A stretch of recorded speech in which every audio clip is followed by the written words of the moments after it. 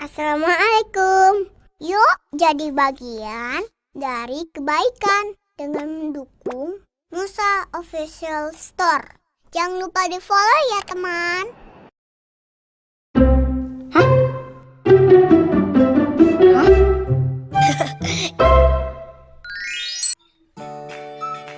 Assalamualaikum warahmatullahi wabarakatuh. Good morning Ananda Solihah. How are you today? Hopefully, safe and sound. Well, gimana kabarnya hari ini? Ananda Solihah semua yang hebat. Nah, ayo semangat belajar. Belajar tidak dicapai secara kebetulan. Itu harus dicari dengan semangat dan ketekunan. Nah, sebelum kita belajar, tentunya kita akan lakukan berdoa sebelum belajar. Juga jika ada yang belum dipahami, silakan ditanyakan kepada Ustaz. Tetap patuhi protokol kesehatan ya. Baik, mari kita sama-sama membacakan doa sebelum belajar. Ikuti bersama Ustaz ya. Bismillahirrahmanirrahim. Raditu billahi rabbah wa bil islami dina wa bi Muhammadin nabiyya wa rasulah. Rabbi zidni ilma warzuqni fahma. Astagfirullahal azim. Nah, baik Ananda Solihah, seperti biasa sebelum kita belajar, kita akan merojaah hadis dan doa. Nah, pada pekan ini kita akan mulai masuk ke hadis ketiga, yaitu tentang hadis ciri kesombongan. Nah, hadis ciri kesombongan ini bunyinya seperti ini. Al-kibru batorul haqqi wa ghamtun nas. Kita baca sekali lagi. Al-kibru batorul haqqi wa ghamtun nas. Artinya, sombong adalah menolak kebenaran dan meremehkan orang lain. Hadis riwayat Muslim. Nah, jadi Anda solihah semua, sifat sombong itu adalah sifat salah satu perilaku yang tidak baik kita lakukan. Karena kalau sombong itu adalah menolak kebenaran dan meremehkan orang lain. Maka jika kita berlaku sombong, maka kita akan dibenci oleh teman-teman, kita akan dijauhi oleh teman-teman. Maka dari itu Anda solihah semua, janganlah kita berbuat sombong. Nah, selanjutnya untuk doa harian, kita hari ini akan merojaah tentang doa keluar rumah. Bacanya seperti ini. Bismillahirrahmanirrahim. Bismillahitawakkaltu alallah la hawla wa la quwwata illa billah. Nah, atau bisa juga dengan doa yang kedua. Allahumma inni a'udzubika an dila au uddola au azila au uzalla au azlima au uzlama au ajhala au yujhala alayya. Nah, baik, itu untuk doa keluar rumah. Nah, sekarang Anda solihah semua, kita akan masuk ke pendalaman materi di buku tema 2, Bermain di Lingkunganku. Are you ready for study? Yes, I'm ready. Baik, di pembelajaran pertama kita akan melakukan gerakan kepala dan tangan. Nah, gerakan kepala berupa menengok ke kiri, ke kanan, atau menengadah atau menunduk. Nah, terus kalau untuk gerakan tangannya berupa mendorong, menarik, bertepuk tangan, atau menjentikan jari. Nah, seperti gambar berikut ya. Ini biasanya kita lakukan pada saat melakukan kegiatan pemanasan, baik itu anggota gerak kepala, tangan, dan kaki. Nah, Anda solihah semua tahu nggak ini permainan apa namanya? Ya, kalau di Bangka atau di tempat kita biasa kita sebut dengan chatlinking. Nah, yang dimana nanti satu orang dia melempar sebuah batu tepat berada di kotak yang sudah disediakan, lalu dia harus meloncat menggunakan satu kaki dan harus mengambil lagi batu yang sudah dilemparkannya tadi. Nah, dan ingat, kita tidak boleh curang saat bermain dengan teman. Nah, di pembelajaran ketiga, melakukan gerakan kaki. Kaki melakukan berbagai gerakan, ada gerak berjalan, berlari, atau melangkah ke samping. Gerak kaki dapat dirangkai menjadi suatu tarian. Nah, contoh seperti ini, gerak kaki melangkah ke depan, ke samping, gerak tukuk bertukuk, ya lututnya yang ditekuk, dan gerak kaki diangkat. Nah, ini dia melakukan koordinasi gerak kepala, tangan, dan kaki. Nah, ini maksud dengan koordinasi ini apa? Kita yang mengatur gerakan kepala, kaki, dan tangan secara bersamaan. Nah, gerakan kepala, tangan, dan kaki dapat digabung membentuk tarian. Agar gerakan kompak, lakukan dengan hitungan. Gerakan bermain layang-layang, menggabungkan gerak kepala, tangan, dan kaki. Nah, untuk Anda soleh-soleha semua, sambil menyimak video berikut, kita juga bisa melihat gambar di buku tema 2 halaman 58. Kita simak sama-sama ya. Assalamualaikum warahmatullahi wabarakatuh. Dari gerak sehari-hari manusia, gerakan tersebut dapat menghasilkan sebuah gerakan tarian. Bagian tubuh yang selalu kita gerakan yaitu gerakan kepala, tangan, dan kaki. Perhatikan gambar berikut. Gerakan kepala. Pada gambar terdapat gerakan seorang anak yang sedang menggerakkan kepalanya ke kanan, ke kiri, ke atas, dan ke bawah. Nah, gerakan ini dinamakan dengan gerakan kepala. Lakukan gerakan kepala menengok ke kanan, ke kiri, ke atas, dan ke bawah. Lakukan dalam 8 hitungan. Contohnya seperti berikut. 1, 2, 3, 4, 5, 6, 7, 8. Gerakan kedua. 1, 2, 3, 4, 5, 6, 7, 8. Kemudian, selain gerakan kepala, juga ada gerakan tangan. Nah, gerakan tangan ini ada ke atas, ke bawah, ke samping kanan, dan ke samping kiri. Lakukan gerakan tangan ke atas dan ke bawah, kemudian ke samping kanan dan kiri, lakukan dalam 8 hitungan. Nah, contohnya sebagai berikut. 1, 2, 3, 4, 5, 6, 7, 8. Gerakan kedua, tangan ke samping kanan dan kiri.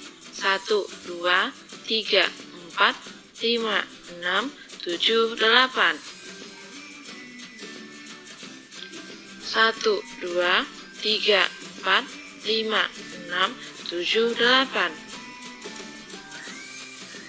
Dan yang terakhir adalah gerakan kaki. Nah, coba anak-anak perhatikan gambarnya. Lakukan gerakan kaki dan kaki menekuk. Posisi kaki sejajar dan dibuka sedikit, kemudian kaki kiri digerakkan ke depan. Kemudian kaki sejajar kembali dan kaki kanan digerakkan ke depan. Lakukan dalam 8 hitungan. Yuk kita lihat bersama contoh gerakannya. Gerakan pertama, untuk gerakan kaki, tangan kanan ke samping, kaki kanan maju ke depan, kaki kiri menekuk. Lalu gerakan kedua, tangan ke atas, tangan ke kaki kiri mundur, dan kaki kanan menekuk. Lakukan gerakan tersebut dengan 8 hitungan. 1, 2, 3, 4, 5, 6, 7, 8. Kemudian gerakan kedua. 1, 2, 3, 4, 5, 6, 7, 8. Oke, baik anak-anak soleh-soleha semua. Jadi dari 3 gerakan tadi, baik itu gerakan kepala, gerakan tangan, dan gerakan kaki, anak-anak soleh-soleha semua bisa mencobanya dengan mengkombinasikan atau mengkoordinasikan gerakan tersebut secara bersamaan dan bisa dipraktekkan di rumah ya. Nah, kita coba ayo praktikkan gerakan berikut, lakukan sesuai hitungan 1 sampai 8. Bisa dilihat dan diikuti dengan gerakan ini pertama, 2, 3, 4, 5, 6, 7, dan 8. Oke, Anda soleh-soleha, itu untuk materi dari SPDP kita pada pagi hari ini. Nah, sebelum kita masuk materi, kita simak video berikut. Let's do it. Assalamualaikum, selamat pagi anak-anak hebat. Hari ini kita akan belajar tentang aturan dan tata tertib di rumah. Apakah kalian tahu apa yang dimaksud dengan aturan? Aturan adalah petunjuk, perintah, dan tindakan yang harus diikuti dan dilaksanakan.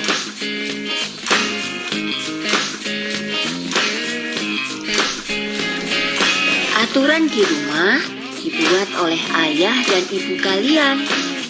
Aturan di rumah dibuat agar hidup kita teratur.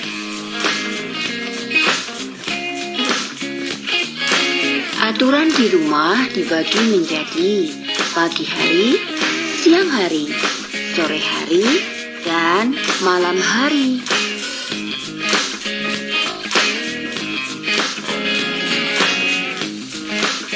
Aturan di pagi hari contohnya merapikan tempat tidur, melaksanakan ibadah sholat subuh bagi pemeluknya.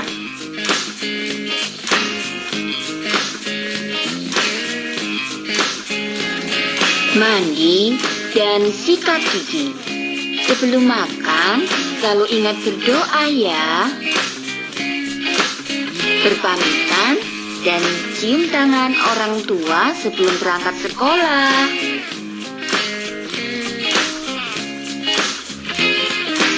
Untuk aturan di rumah saat siang hari, contohnya adalah ganti baju seragam sepulang dari sekolah, istirahat siang, dan mengulang pelajaran sekolah.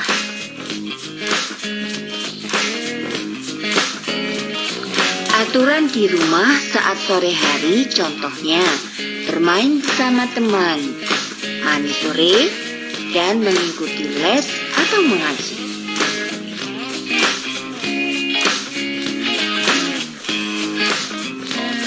Contoh aturan di malam hari adalah makan malam bersama keluarga, belajar, sikat gigi, dan berdoa sebelum tidur.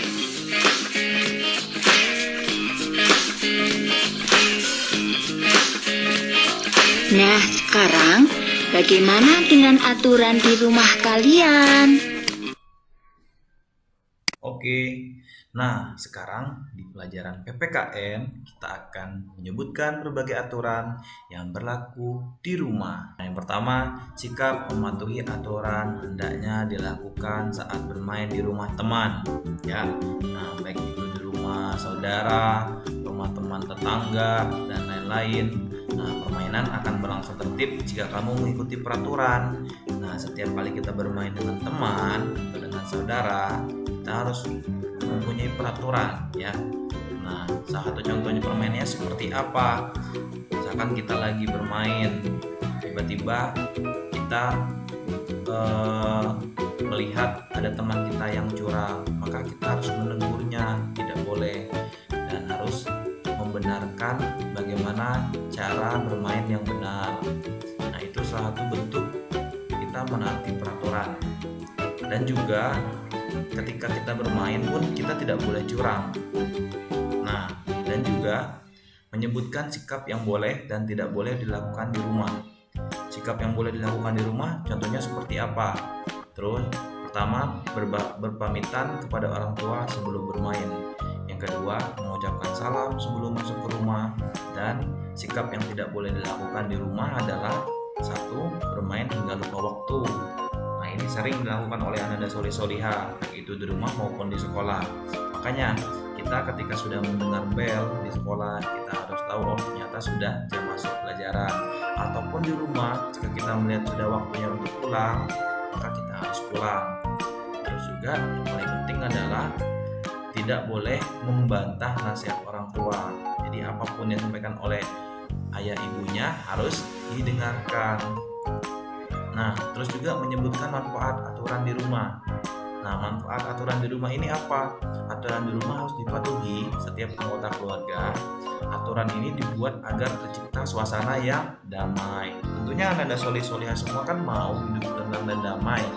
Apalagi kalau kita mengerti peraturan, maka kita hidup akan lebih senang. Nah, coba ayo sebutkan aturan di rumahmu seperti apa saja. Nah, bisa tulis di kolom komentar ya, Anda solih-solihah semua. Nah, alhamdulillah Anda solih-solihah semua. Hari ini Ustaz sudah memberikan 2 materi, yaitu SPDP dan PPKN. Semoga materi ini bisa dicermati dengan baik ya. Jika ada yang bingung, bisa tanyakan kepada Ustaz. Nah, perlu Anda solih-solihah semua tahu, dari beberapa pembelajaran yang sudah kita pelajari tadi, ini sudah ada hadisnya loh, bahwa tentang perintah taat kepada Allah, Rasul, dan ulil amri, tentang taat kepada aturan. Kenapa sih aturan dibuat? Baik itu aturan dalam bermain, aturan dalam kita melaksanakan kegiatan di sekolah, belajar, berolahraga. Nah, seperti ini artinya. Allah berkata, Nabi Muhammad SAW bersabda, tidak ada ketaatan untuk setiap perbuatan maksiat, melainkan ketaatan itu untuk setiap perbuatan baik. Nah, makanya peraturan itu dibuat bukan untuk membuat kita menjadi lebih buruk, maka peraturan itu dibuat dan kita harus menaatinya agar yang kita lakukan itu bisa membuahkan hasil yang baik. Nah, dari peraturan dan ketaatan kita tersebut, kita setidaknya menciptakan hal-hal perbuatan-perbuatan yang baik dan bisa membuat hidup kita lebih tenang dan damai. Nah, ini salah satu bentuk kesimpulan dari apa yang kita pelajari. Makanya Anda solih-solihah semua tetap taat peraturan ya, dan juga harus bisa memberikan kebaikan serta manfaat kepada orang lain. Nah, sebelum kita tutup pembelajaran hari ini, marilah kita sama-sama membacakan doa kafaratul majelis. Subhanakallahumma wa bihamdika asyhadu an la ilaha illa anta astaghfiruka wa atubu ilaik. Assalamualaikum warahmatullahi wabarakatuh. See you next time, Anda solih-solihah.